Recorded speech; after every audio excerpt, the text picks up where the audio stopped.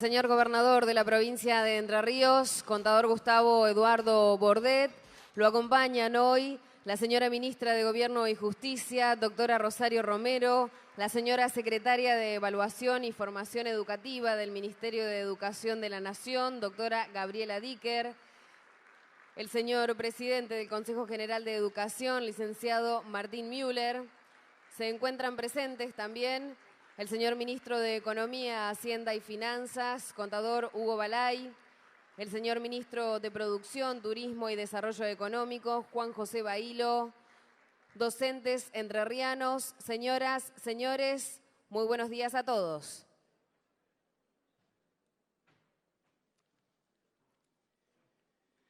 Es imprescindible, al iniciar un nuevo año, aceptar y exponer el desafío, el desandar lo sabido, revisitar las prácticas cotidianas, inquietarse y reflexionar colectivamente sobre los sujetos que transitan las instituciones educativas, sus estilos de aprendizaje, sus necesidades educativas, las posibilidades de generar distintas propuestas y dispositivos pedagógicos que sostengan, contengan, impliquen a los sujetos, revaloricen y pongan como eje fundamental la práctica docente al estudiante, con su historia personal y su contexto.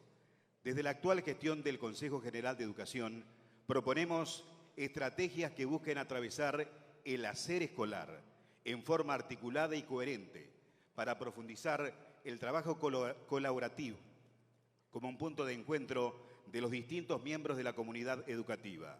Esto implica pensar la pluralidad, la diversidad y la multiplicidad como términos relacionados, es decir, las diferencias pensadas, abordadas desde los vínculos entre los actores escolares en la construcción del consenso institucional.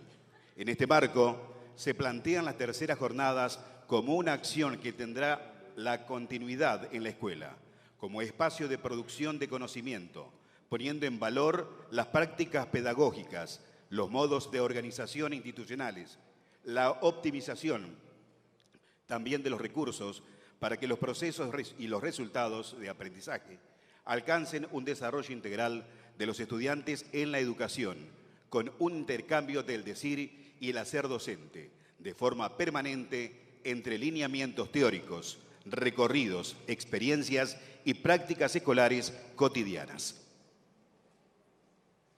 Para comenzar, hablará el señor presidente del Consejo General de Educación, licenciado Martín Müller.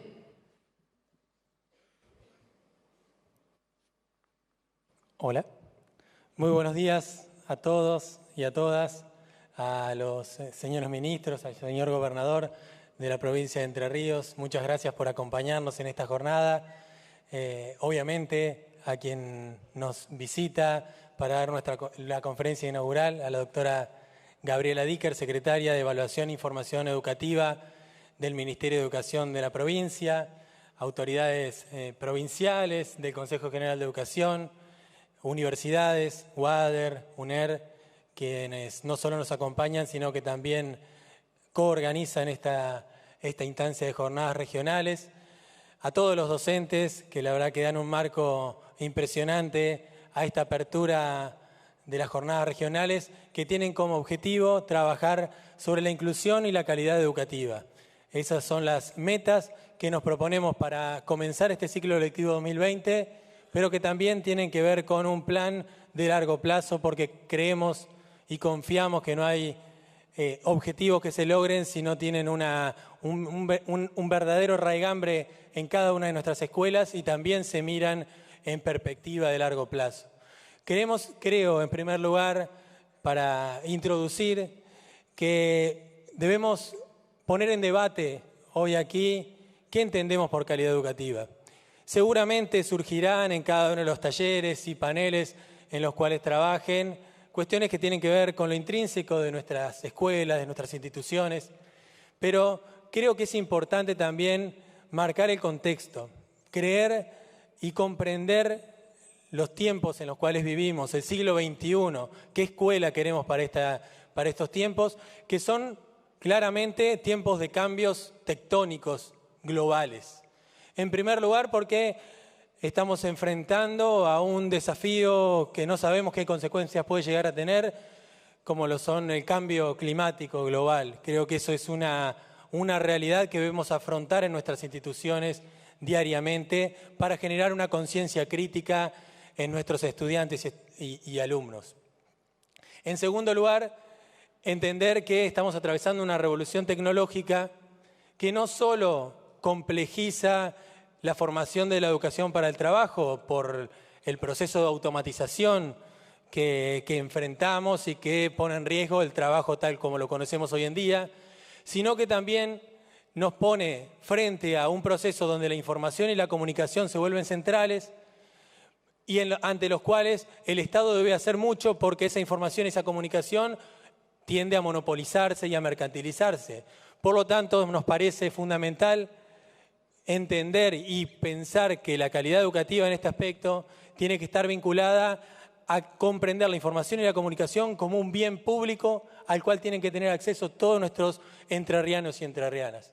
Por último, creo también como desafío fundamental, y en eso compartimos la línea prioritaria de acción con el Ministerio de Educación de la Nación y suscribimos a la declaración de Chapadmalal que se firmó el pasado sábado, tenemos el gran desafío de la desigualdad social. El mundo atraviesa una brecha entre quienes más tienen y quienes menos tienen, inédita. O mejor dicho, deberíamos retrotraernos a momentos del siglo XIX previos a todas las conquistas de derechos que hemos alcanzado durante la conformación de nuestra nación y el resto de las naciones modernas. Creemos que esos ejes tienen que estar presentes porque para nosotros pensar esa educación de calidad tiene que tener como segunda instancia, obviamente, que estén todos y todas en nuestras escuelas. La inclusión es un eje clave y central porque aparte y además creemos que nuestra historia educativa, la historia de nuestra educación se ha forjado en torno a esa idea de inclusión.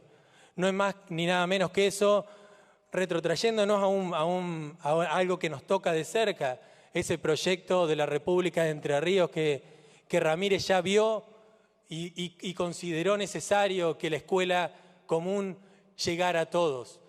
La Ley 1420 no hace más que eso, pensar a futuro a la necesidad de que todos accedan a las escuelas. A mediados del siglo XX, pensar una universidad para que los hijos de los trabajadores llegaran a la universidad y se hiciera realidad esa movilidad social ascendente. Tenemos el ejemplo de nuestras universidades nacionales y provinciales que dan cuenta en la provincia de esa rica tradición que tenemos en torno a la educación pública.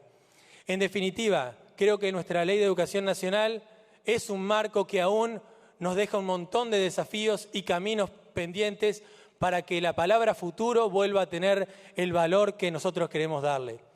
En ese sentido, creo que hay un compromiso de este gobierno provincial, se ha marcado durante los pasados 4 años y hay un redoble de esfuerzos para considerar y poner en valor y creer que la educación es el camino para construir una sociedad más justa, más libre y con oportunidades para todos. Así que les deseo muy buena jornada a todos y a todas y un muy buen inicio del ciclo lectivo 2020.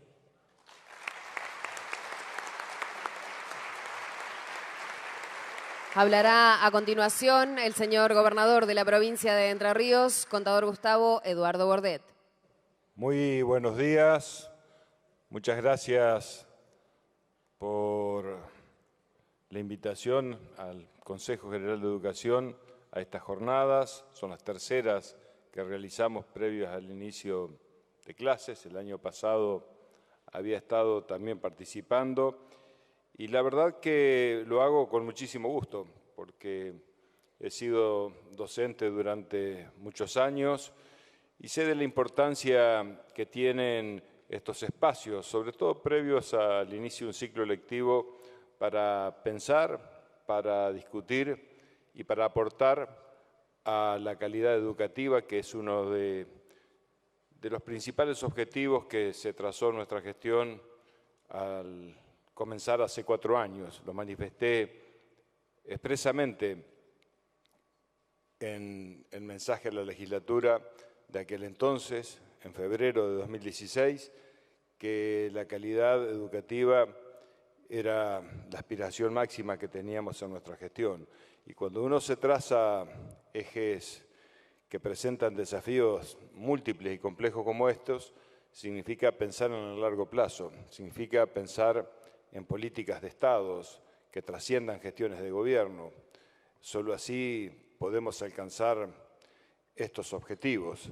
Por eso es que sostenidamente hemos mantenido y queremos seguir manteniendo estos espacios de debate, de reflexión, de crítica, que es la mirada que tenemos que tener para entre todos aportar un proceso educativo en la provincia de Entre Ríos que tome estos desafíos que, decía, son múltiples y complejos.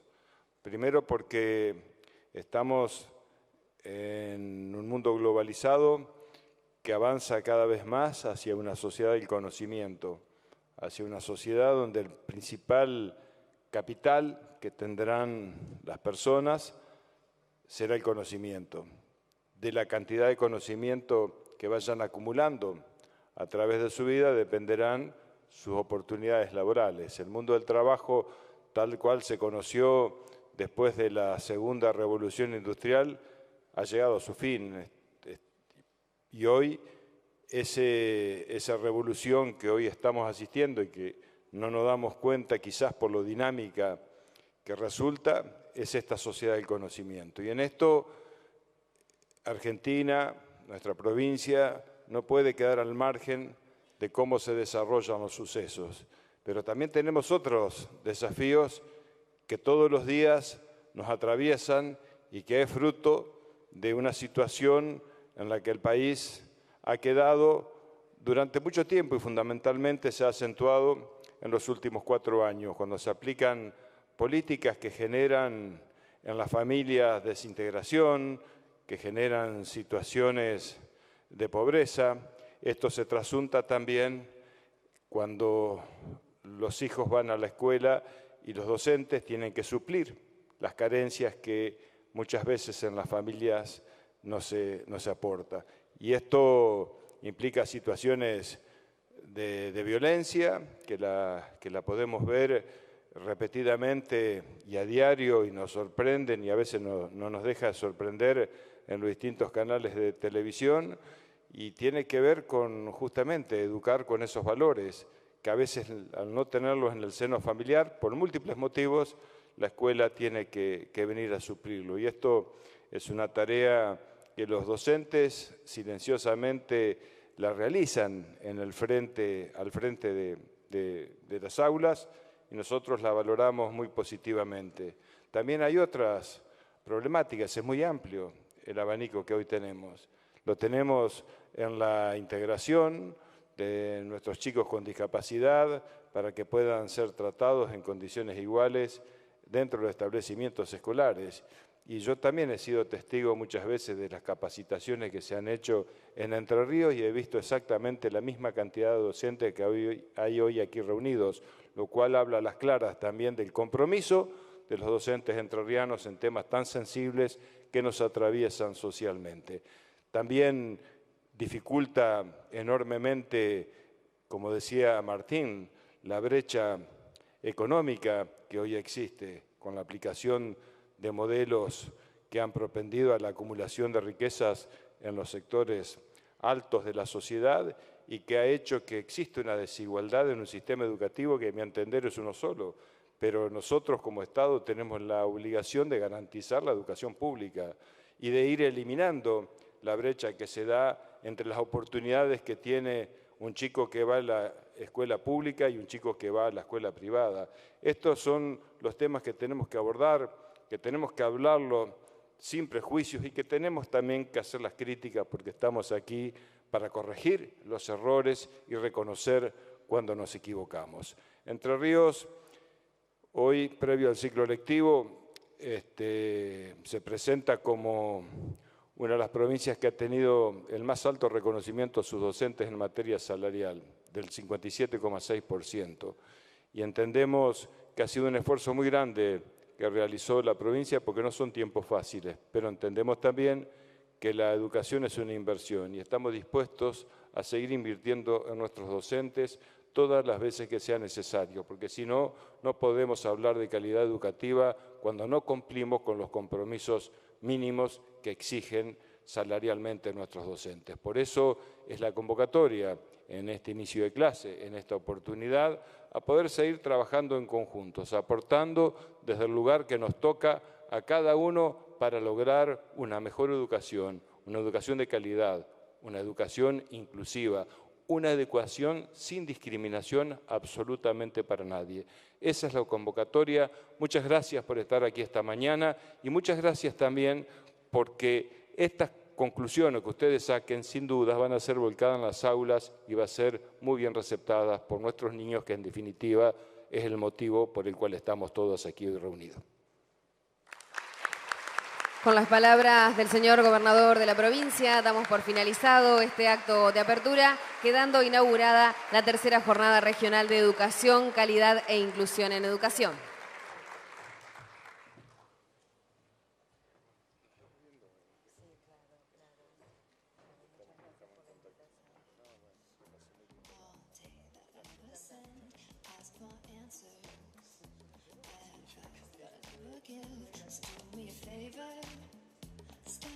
Propiciamos una educación de calidad con inclusión de todos los sectores, fortaleciendo la función democratizadora de la escuela pública de gestión estatal, social y privada, los procesos y resultados institucionales, la participación de las familias y la comunidad, el compromiso con las responsabilidades profesionales de los docentes, la inclusión de las personas con discapacidad, la vinculación con el sector de trabajo y de la producción, la incorporación y la optimización de las tecnologías de la información y de la comunicación.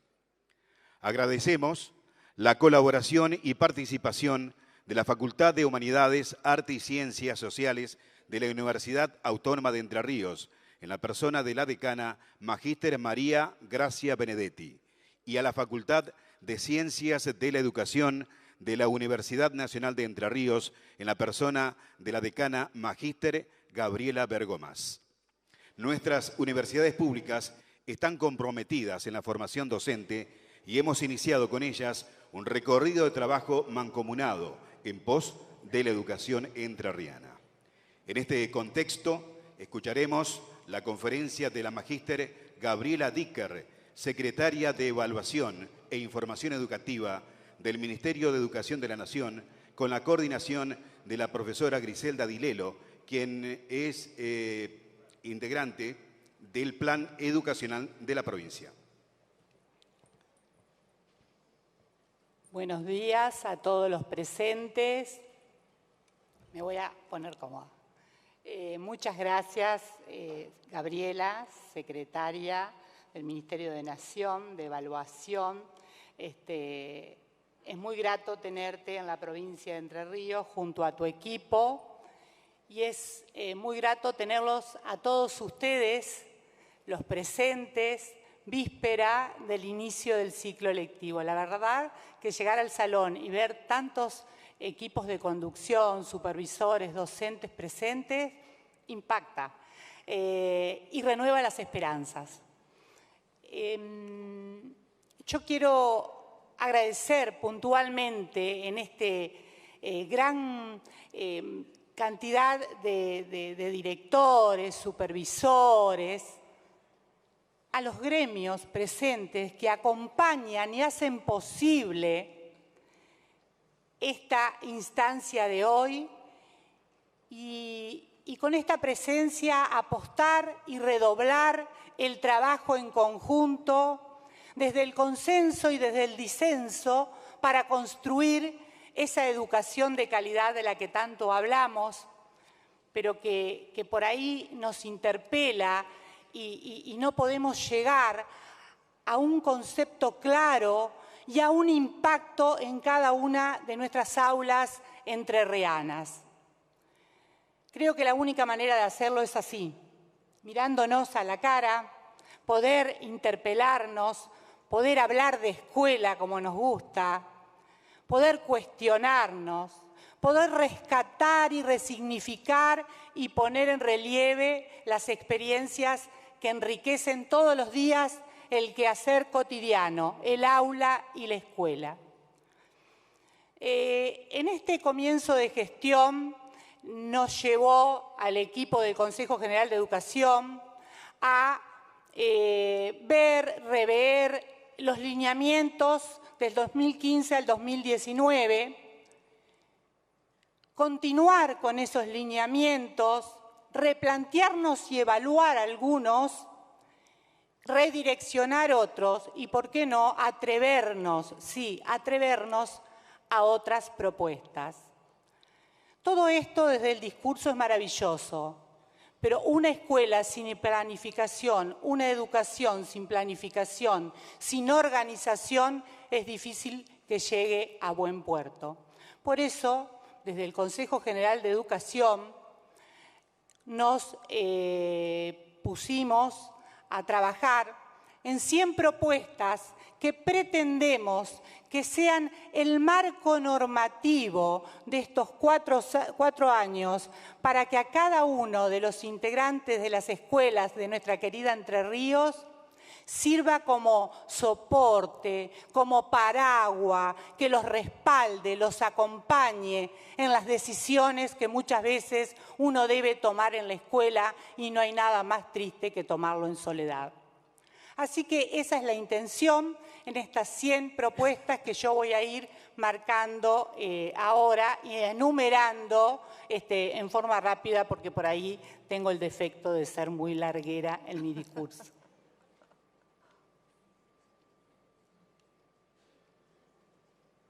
No puedo. Bueno.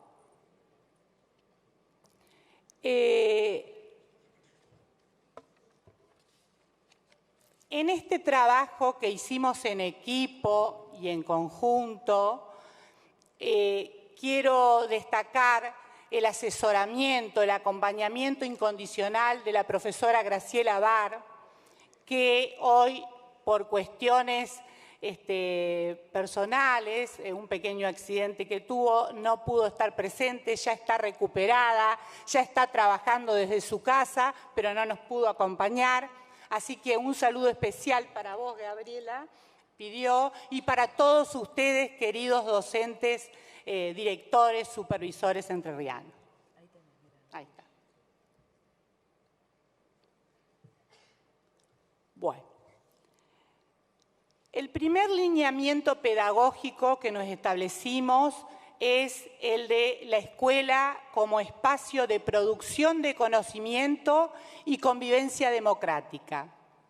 La idea es pensar en una escuela con un formato diferente, pensar en una escuela flexible, en una escuela que nos permita en todo momento pensar en ese estudiante de hoy con otros tiempos, con otros agrupamientos, con otros intereses, con otras ganas. Una escuela que enamore, que atrape al estudiante.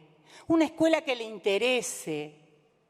Pero para llegar a esta escuela innovadora, a esta escuela diferente, debemos saber, evaluar y tener conocimiento de dónde estamos parados, con qué estudiantes estamos trabajando, qué perfil de docentes tenemos, qué equipos de conducción, qué diseño curricular está vigente, porque ¿por qué no atrevernos a revisar, repensar y volver a mirar nuestros diseños? Y así construir entre todos esa escuela para el estudiante del siglo XXI. También vimos que es fundamental el tiempo que el niño o el estudiante permanece en la escuela. Mayor cantidad de tiempo, ¿haciendo qué? Me pregunto. Mayor cantidad de tiempo es garantizar mayor aprendizaje. Pero en esa mayor cantidad de tiempo que el niño o el estudiante permanezca en la escuela, tiene que haber propuestas interesantes, propuestas, vuelvo a insistir, innovadoras, atrapantes, que le signifiquen, que lo conecten, que lo pongan en conocimiento, que lo pongan en contacto con el mundo real, con el mundo que él vive. No una escuela ya ideal que no tiene nada que ver con la realidad social que nos atraviesa. Segundo lineamiento, es fortalecer los procesos de la enseñanza y el aprendizaje. La escuela por años, y hoy estamos atravesando un momento muy difícil, que es un momento social, un momento de crisis, un momento de hambre, donde la escuela no puede mirar para el costado cuando los chicos van con hambre a la escuela. Nosotros, los directores de escuela, los supervisores, los maestros, somos los primeros que corremos detrás de esta necesidad. Pero esta necesidad, que es un momento donde debemos paliarla, donde debemos buscar superar esta crisis entre todos, no nos puede correr de la centralidad que tiene la escuela. El niño va a la escuela a aprender y para que el niño aprenda debe haber un maestro que enseñe. Esto es fundamental, retomar la centralidad y fortalecer la centralidad de la escuela. ¿Cómo hacerlo? Vuelvo a insistir, primero conformándonos como equipo. Solo no se puede. El director solo no puede, el supervisor solo no puede. El maestro en el aula puede tener toda la voluntad del mundo, y vaya que la tiene la voluntad. Pero si no está institucionalizado el proyecto, si el proyecto no se hace carne, difícilmente pueda sostenerse en el tiempo. Porque ese director se va, ese maestro se va, pero el proyecto debe seguir presente y debe estar realizado y construido de acuerdo al contexto, a la realidad que vive esa escuela en ese momento. Esto también es a tener en cuenta. Rescatar las experiencias de muchos docentes, sistematizar esas experiencias y que sirvan para muchos otros lugares y para toda la provincia, ¿por qué no?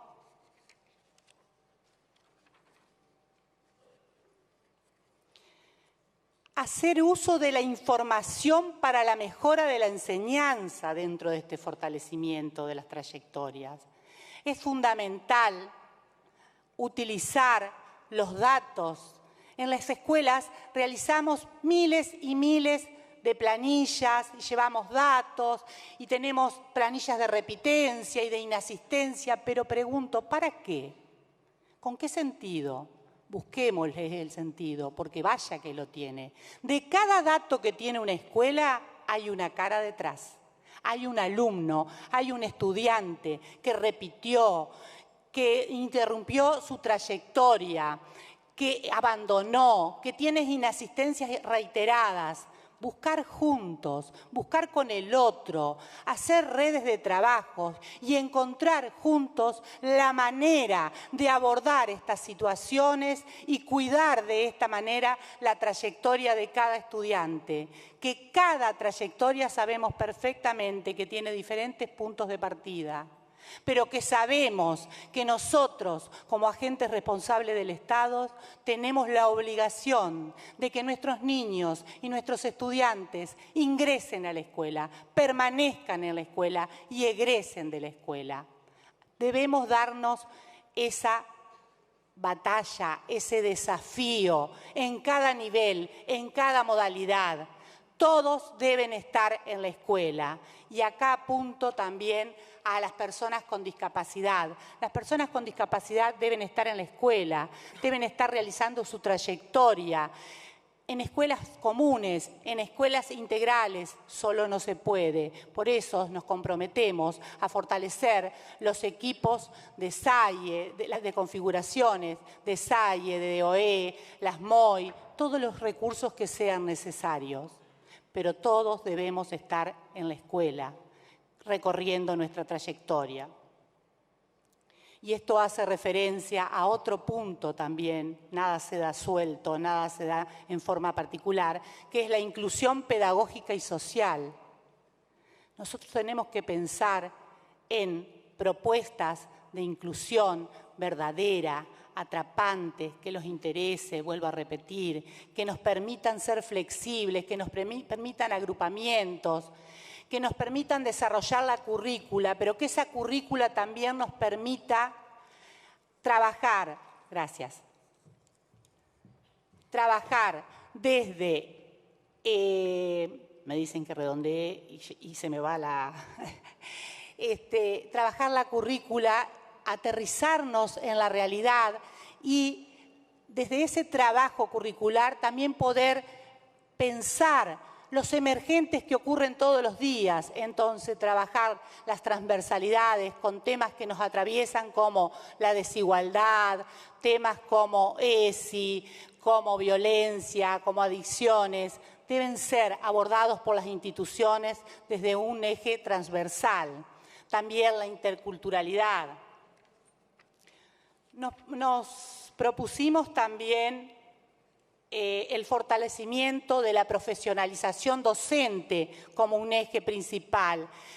La formación docente situada, el docente que se inicia, el docente que está en el aula, debe ser formado, capacitado en forma gratuita, permanente, como dice nuestra ley de educación.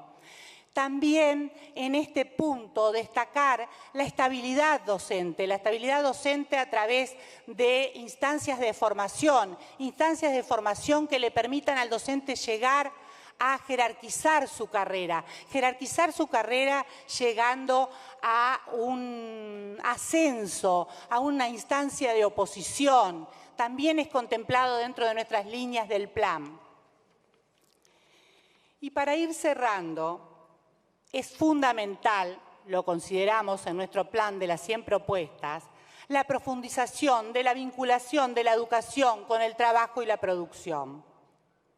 Fortalecer la vinculación de educación, trabajo y producción es fundamental que nuestros estudiantes salgan preparados, sean competentes para el mundo del trabajo, para el mundo de la producción, pensar en cómo organizarse una vez que terminan la escuela secundaria orientada, la escuela técnica, los institutos, preparados para el mundo del trabajo, vincularse con pequeñas pymes, hacer sus cooperativas. Esto no lo podemos hacer solo, también lo sabemos. Debemos vincularnos con los diferentes ministerios, las diferentes ONG, INTA, cooperativas y tantas instituciones y ministerios más que permitan hacer posible esta educación de calidad, esta educación de una verdadera inclusión para todos y todas las entrerrianas en estos 4 años de gestión.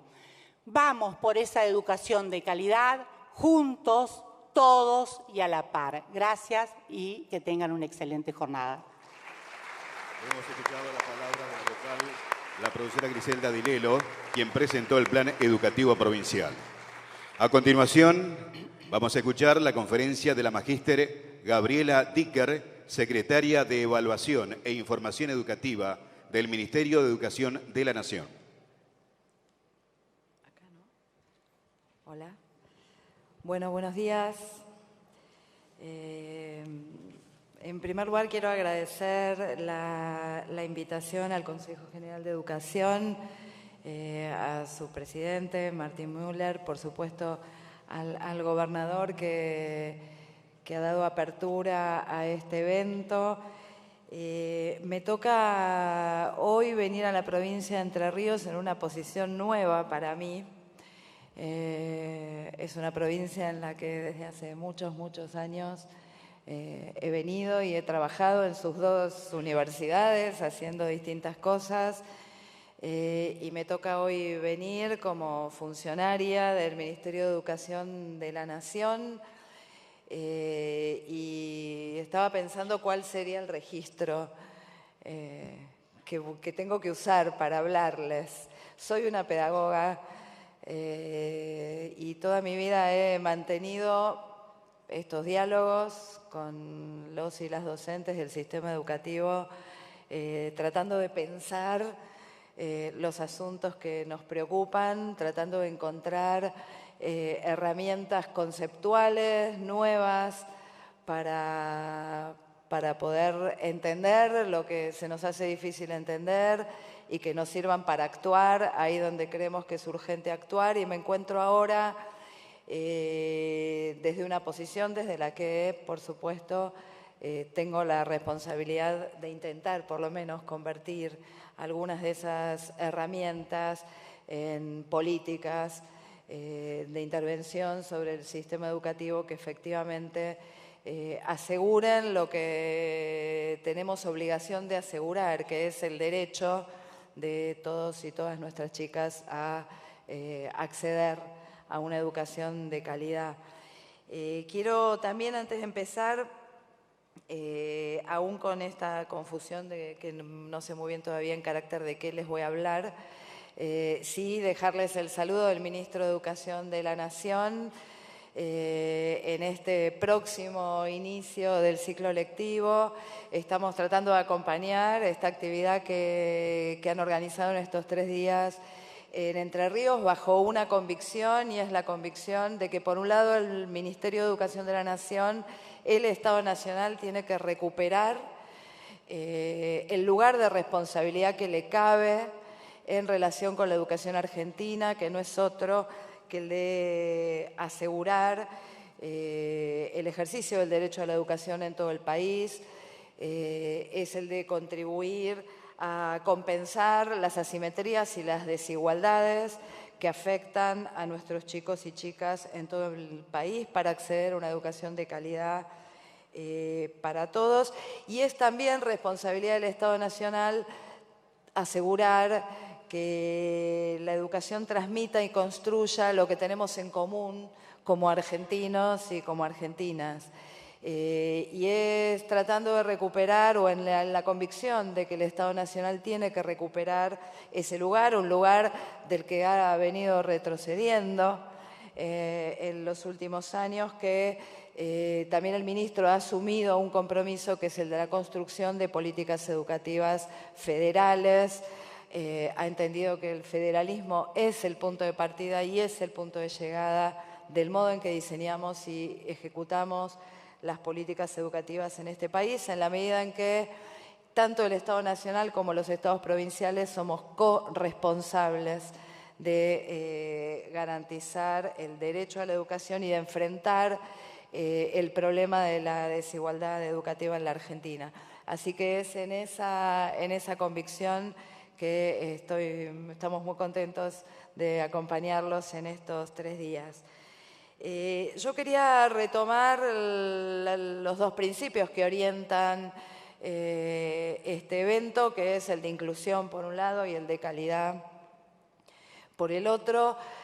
Son 2 conceptos que en general tratamos de poner juntos y por alguna razón estamos obligados todo el tiempo a poner juntos, como si uno no fuera de suyo con el otro.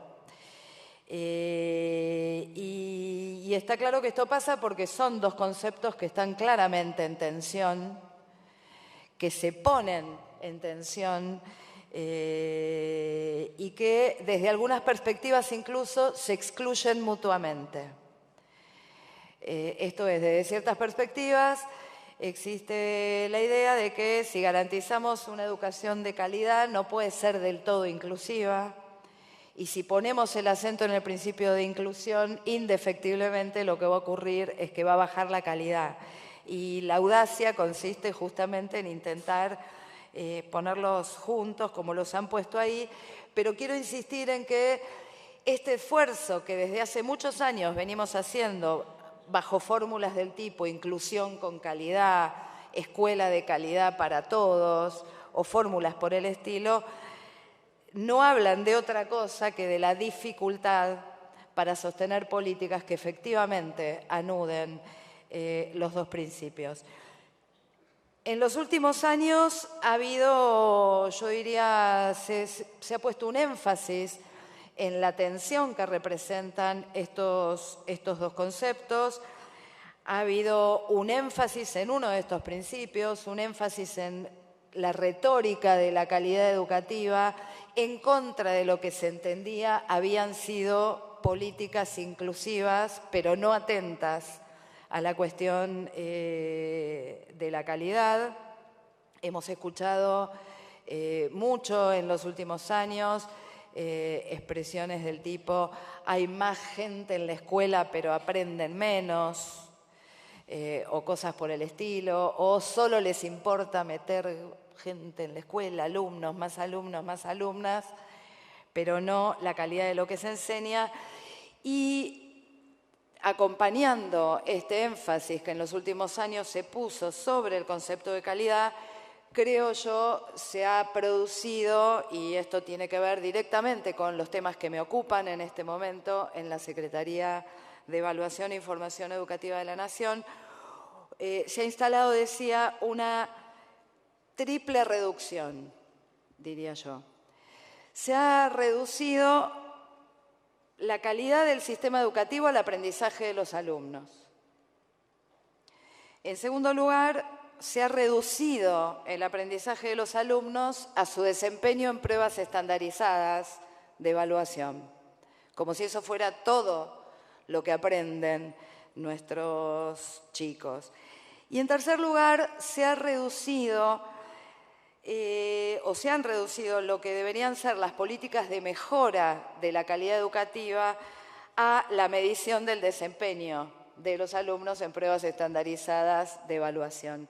Y digo esto porque prácticamente la única política educativa a nivel nacional que ha sostenido un crecimiento presupuestario muy importante en los últimos 4 años fueron las políticas de evaluación, que afectaron mucho más presupuesto que las políticas destinadas a la generación de programas o proyectos vinculados con la mejora del sistema educativo, bajo una idea que no es una idea propiamente argentina y que hace muchos años recorre la discusión internacional, y es que la evaluación en sí misma mejora, que alcanza con evaluar para que por alguna razón vinculada con cierto espíritu competitivo que tendríamos las personas, pero que me parece que a los educadores no nos conmueve mucho, por alguna razón el solo hecho de evaluar produciría efectos de mejora. Y esto explica quizá esta reducción que se ha producido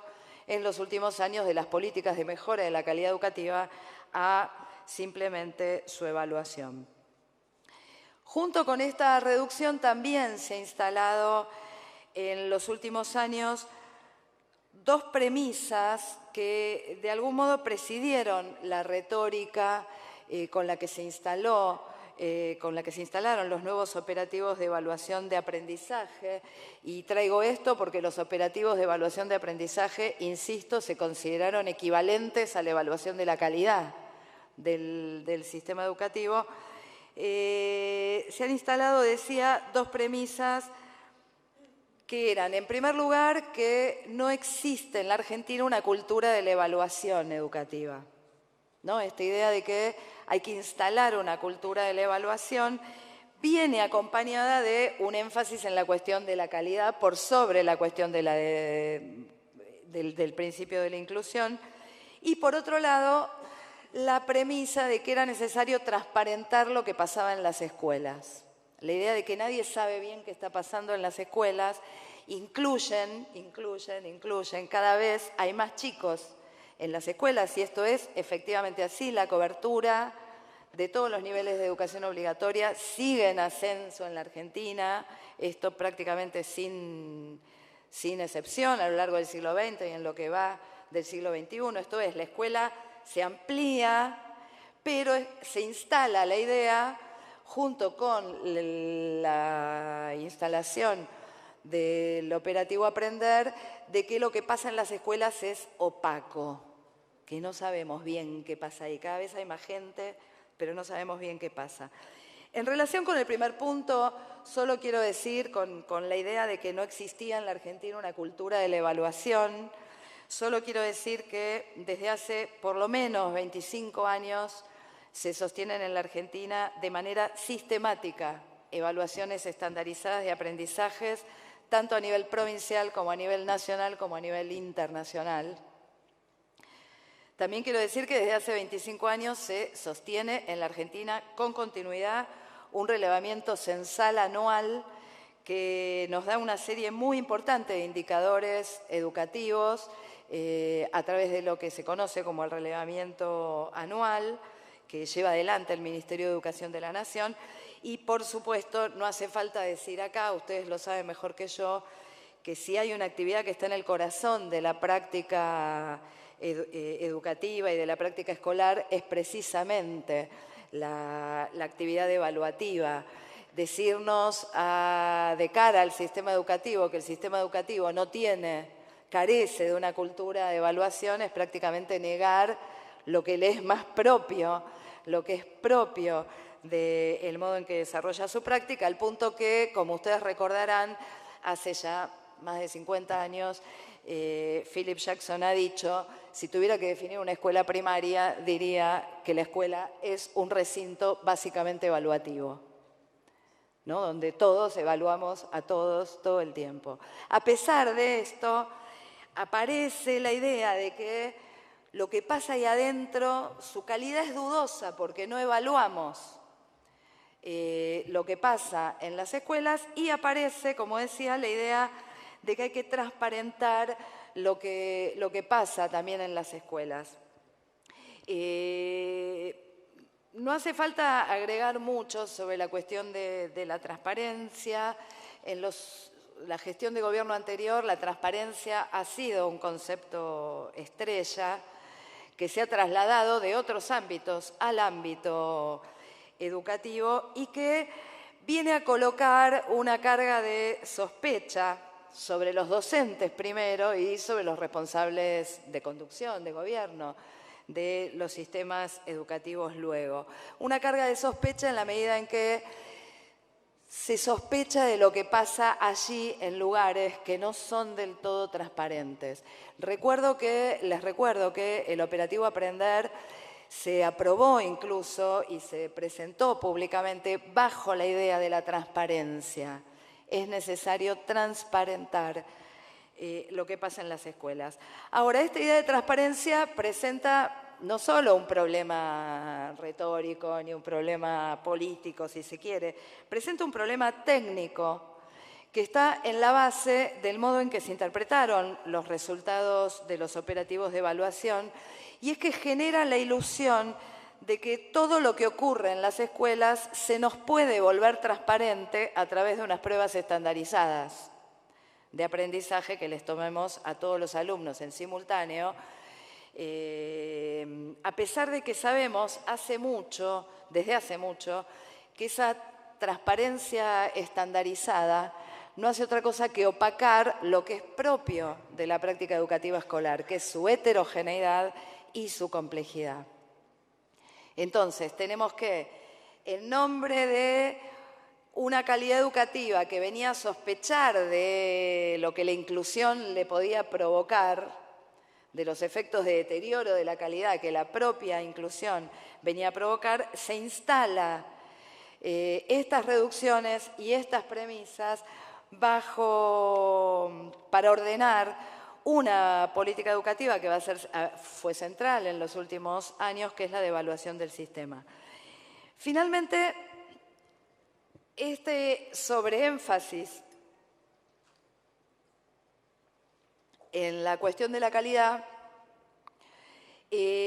también produce otra confusión, que es una confusión que en este caso tampoco es propiamente argentina, que creo que atraviesa la discusión internacional sobre la cuestión de la evaluación de la calidad, y es la identificación entre el tipo de instrumento de recolección de información y las categorías que se usan para construir los datos en las pruebas de aprendizaje y el uso del dato. Con esto quiero decir que el instrumento para recoger información acerca de los aprendizajes a escala masiva y de manera estandarizada sea muy parecido, tenga un aire de familia con los instrumentos de evaluación escolar, no significa que sus resultados se conviertan automáticamente, ofrezcan per se información evaluativa acerca del sistema educativo. Las pruebas de aprendizaje estandarizadas producen una información que se va a convertir en evaluación de la calidad solo en la medida en que emitamos sobre ellas un juicio de valor vinculado que esté en la escala de las definiciones de política educativa. Esto no es un juicio de valor sobre cada niño que realiza la prueba, sino que es un juicio de valor sobre qué tanto el sistema educativo está logrando de conjunto que se adquieran ciertos aprendizajes. Ahora, del mismo modo, información recogida por otras fuentes, por ejemplo, indicadores clásicos como repitencia, como abandono, como sobriedad del sistema educativo, puede convertirse en base de la evaluación del sistema educativo con independencia del modo en que ha sido recogido. Sin embargo, se ha instalado la idea de que se evalúa el sistema educativo solo a través de una prueba que se parece a una prueba escolar de evaluación y que solo levanta información estandarizada sobre aprendizajes, y no se evalúa el sistema educativo a través de otros indicadores que darían cuenta más claramente, por ejemplo, de los efectos inclusivos, como tasa de cobertura, ¿sí? O como abandono.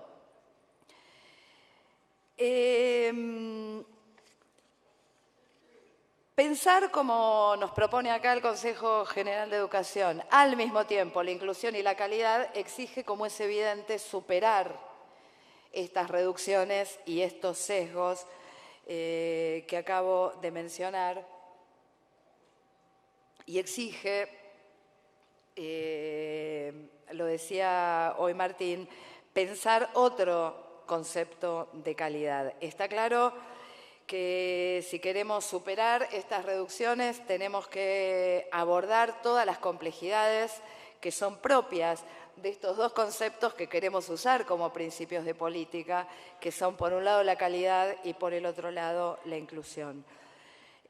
No me quiero extender mucho en esto, pero está claro que es imprescindible repensar qué vamos a entender por calidad educativa. No voy a extenderme acá sobre todos los problemas que son propios de este concepto, de los ámbitos desde los que se importa el concepto de la calidad educativa. Todos sabemos ya que no hay calidad educativa per se, que la calidad es siempre un valor relacional, pero sí podemos empezar a acercar el concepto de calidad a un concepto que, a mi juicio, y a juicio, más que a mi juicio, que importa poco mi juicio, en verdad, en este caso, a juicio de la propia, como lo establece la ley de educación nacional vigente en la Argentina, es un concepto mucho más próximo al concepto de derecho, que forma parte del concepto de derecho a la educación, que a otra cosa. Para esto, decía, tendríamos que pensar qué asuntos abre el concepto de calidad educativa. La Ley de Educación Nacional dice, no sé si lo recuerdan, en su artículo 84, que el Estado debe garantizar las condiciones materiales y culturales para que todos y los alumnos y alumnas logren aprendizajes comunes de buena calidad, independientemente de su origen social, radicación geográfica, género o identidad cultural. Uno podría decir que, desde el punto de vista de la ley, una educación de calidad es la educación que garantiza que todos accedan a los aprendizajes a los que tienen derecho con independencia de sus condiciones de origen. Podría decir que una educación de calidad es, en este sentido, una educación que interrumpe las desigualdades, que al mismo tiempo una educación de calidad es una educación que sea relevante para el desarrollo del país, pero también relevante para que cada individuo pueda realizar libremente su propio proyecto de vida. Una educación de calidad debería ser la que prepara activamente para la vida ciudadana y para el mundo del trabajo. Y finalmente, una educación de calidad debiera ser una educación que prepara para vivir en común en un mundo cada vez más diverso. Desde esta perspectiva, la calidad tiene más que ver con la igualdad y tiene más que ver con la justicia que con la diferenciación de rendimientos y con su evaluación, y concierne, en primer lugar, a la relevancia de lo que se aprende. Esto es, qué tan relevante es lo que enseñamos y lo que aprendemos, en relación, como se decía hoy aquí en la mesa, con las demandas del futuro. Es muy importante que esa educación que transmitamos sea relevante en relación con lo que el futuro demanda, y acá entra toda la discusión sobre la inclusión de tecnologías digitales, la preparación para desempeñarse en sectores productivos cada vez más tecnologizados, pero también la relevancia de la educación debería medirse en relación con una obligación que una educación de calidad también tiene que cumplir, que es la de traspasar el fondo cultural que tenemos en común. Un fondo cultural que viene del pasado, que no necesariamente se vincula con las estéticas futuristas que nos muestran las nuevas tecnologías, pero que también necesitamos para poder construir desde el presente ese futuro más igualitario. Entonces, una educación de calidad tendrá que ser, desde el punto de vista de la relevancia de lo que enseña, una educación y una escuela que, por supuesto, introduzca educación tecnológica, por un lado, o la tecnología por distintas vías, pero que también introduzca las perspectivas de género, que también introduzca las perspectivas interculturales, que también introduzcan todo aquello que tiene que ver con la herencia que tenemos en común, aun cuando parezca inútil a los fines de lo que nos pronostican los que dicen cómo va a ser el trabajo en el futuro. Y será entonces una educación que prepare para vivir en común en un futuro, sí, de un mundo que va a ser cada vez más plural y más diverso. Y ese es un desafío enorme que tiene hoy la escuela y que debería formar parte del modo en que definimos la calidad. Si la discusión sobre la calidad concierne a la relevancia de lo que enseñamos, también deberá atender a las condiciones bajo las cuales se enseña y se aprende. Entonces, cuando hablamos de educación de calidad, en lugar de hablar solo de evaluaciones estandarizadas de aprendizaje, también deberíamos estar hablando de las condiciones materiales bajo las que se enseña, la infraestructura, el equipamiento, los recursos con los que se cuenta en las escuelas, las condiciones de formación y de trabajo de nuestros docentes, el modo en que están los chicos todos los días en la escuela, si es que pueden estar todos los días en la escuela y si es que tienen a sus docentes todos los días en la escuela. Y finalmente, la discusión sobre la calidad, además de atender a la relevancia de lo que se enseña y a las condiciones bajo las cuales se enseña, exige, por supuesto, abordar los obstáculos que dificultan el aprendizaje y el acceso a un aprendizaje en condiciones de igualdad para todos. Voy a decirlo de una manera sencilla, no es aceptable que luego de 14 años de educación obligatoria haya chicos y chicas con dificultades para manejar herramientas básicas de acceso a la cultura. No es aceptable, lo sabemos, los tenemos allí. Entonces, es en todo caso una política destinada a pensar, a lograr una educación de calidad, tendrá que ser una política educativa que tome el aprendizaje y la enseñanza como un asunto político, como un asunto de las políticas educativas. Sabemos mucho hoy, la investigación educativa ha producido mucho conocimiento acerca de lo que hace obstáculo en el aprendizaje bajo condiciones escolares. Lo que nos falta dar, los pasos que nos faltan dar son aquellos que conviertan esos obstáculos y esas condiciones escolares en un objeto de políticas y dejen de ser, como dice Terillo, un problema doméstico, un problema de cada aula, de cada docente, que en todo caso transita por algunos espacios de capacitación, pero que no es un problema del presidente del Consejo General de Educación o del ministro de Educación de la Nación. Lo que estoy diciendo es que debe serlo, debe ser también un asunto de políticas de Estado pensar de qué modo se remueven los obstáculos que dificultan el aprendizaje, que muchos de ellos, lo sabemos bien desde hace muchas décadas, no son producidos por la misma escuela, pero muchos otros sí son producidos por los formatos escolares, por las secuencias de enseñanza, por el modo en que enseñamos, etc. Para terminar, si pensamos la calidad desde esta perspectiva y si la pensamos como parte del principio mismo de derecho a la educación, entonces casi no necesitaríamos la idea de inclusión. Casi que el concepto de inclusión no nos haría falta. Y yo hace muchos años, y no voy a dejar de hacerlo ahora porque ocupo este lugar, que vengo batallando un poco en contra del concepto de inclusión educativa. Por supuesto que comparto lo que nos orienta a todos cada vez que hablamos de inclusión educativa como principio, y es que queremos que todos, todas, todes estén en nuestras escuelas. Pero sabemos que hay algunos problemas que también son propios de este concepto. Voy a señalar solo algunos. El primero es que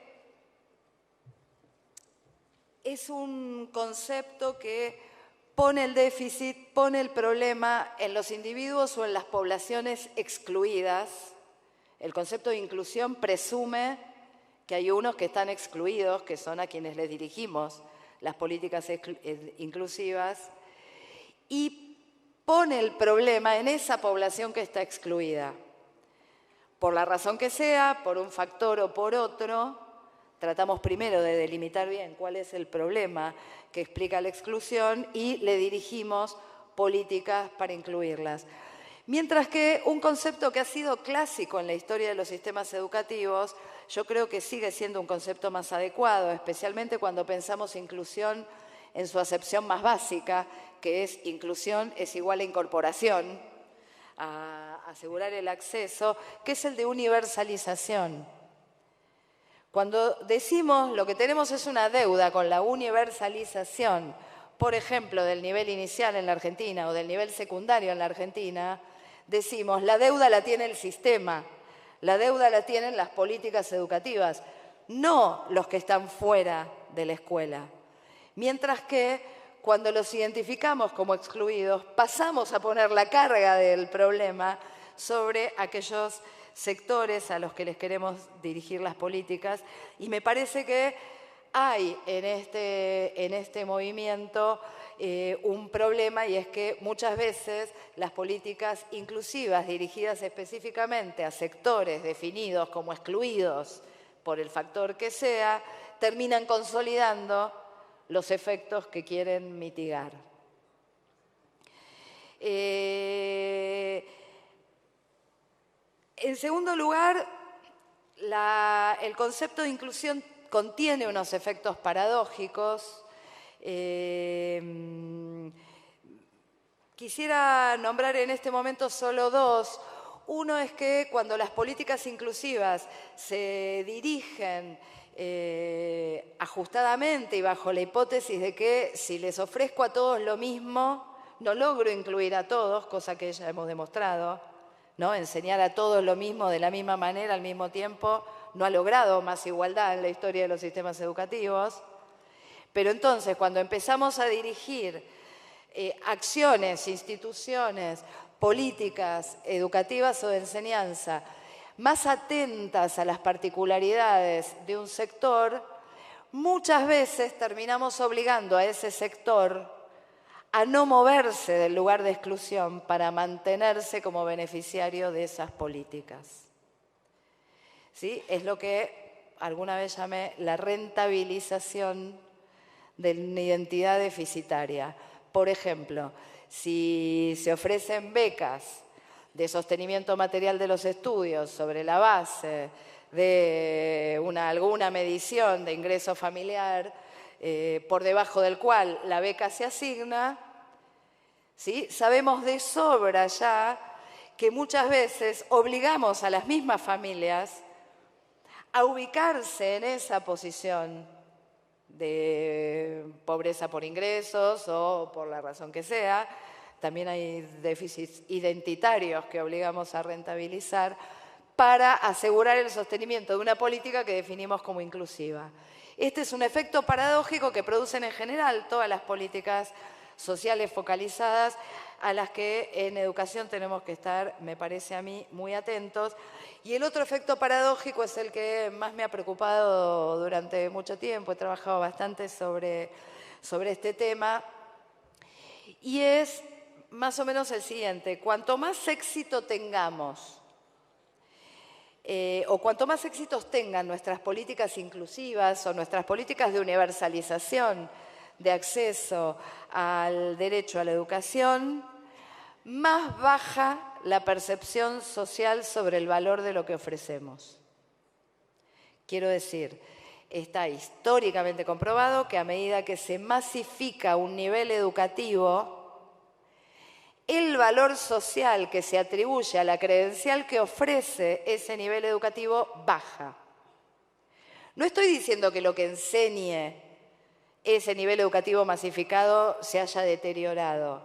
Lo que estoy diciendo es que el modo en que se valora socialmente lo que se enseña ahí se deteriora.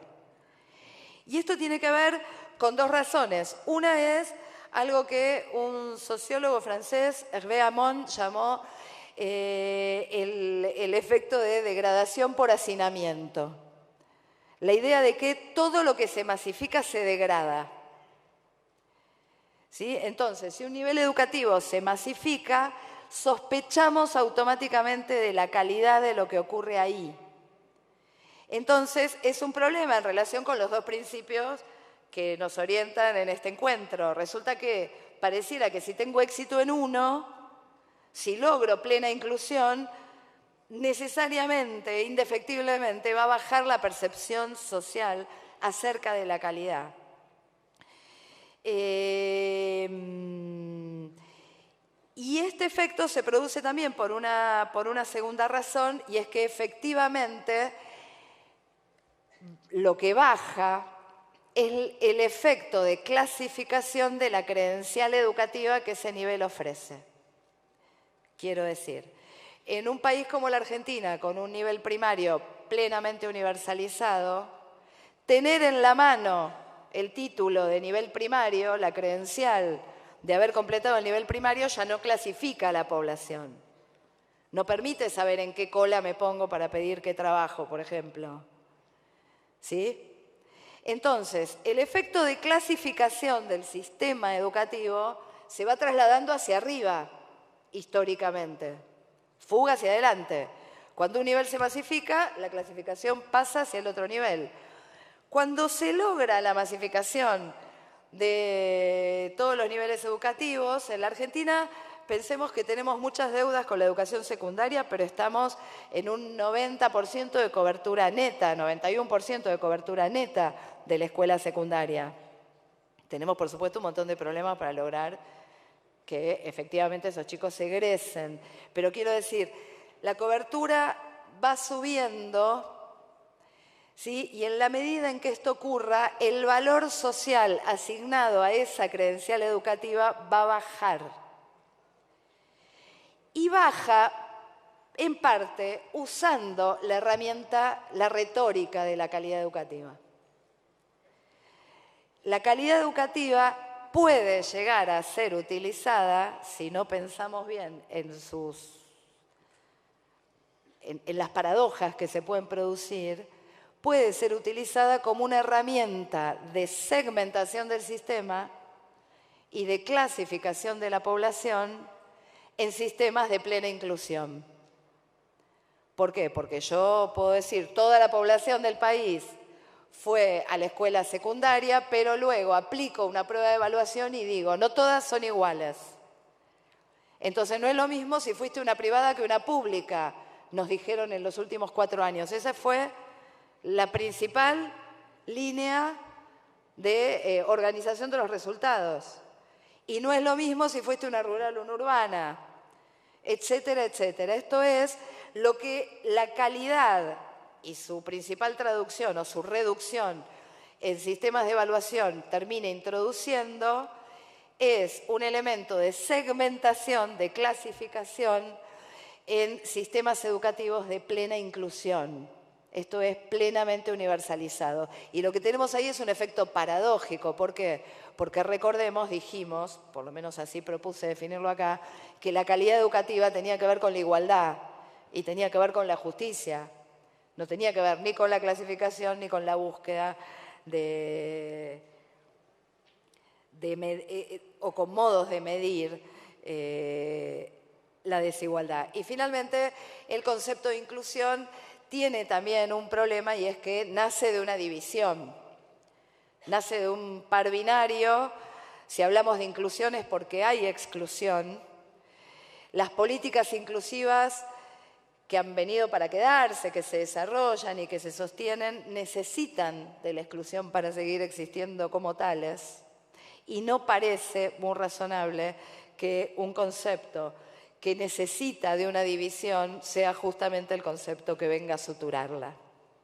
Entonces, podremos seguir usando el concepto de inclusión, por supuesto, bajo esta idea básica de que queremos que todos y todas estén en la escuela, pero creo que desde cierta perspectiva el concepto de calidad ligado a la cuestión del derecho nos trae acá lo que entiendo que le preocupa a la provincia de Entre Ríos, que es una educación más justa, más igualitaria y de calidad para todos y para todas. Muchas gracias.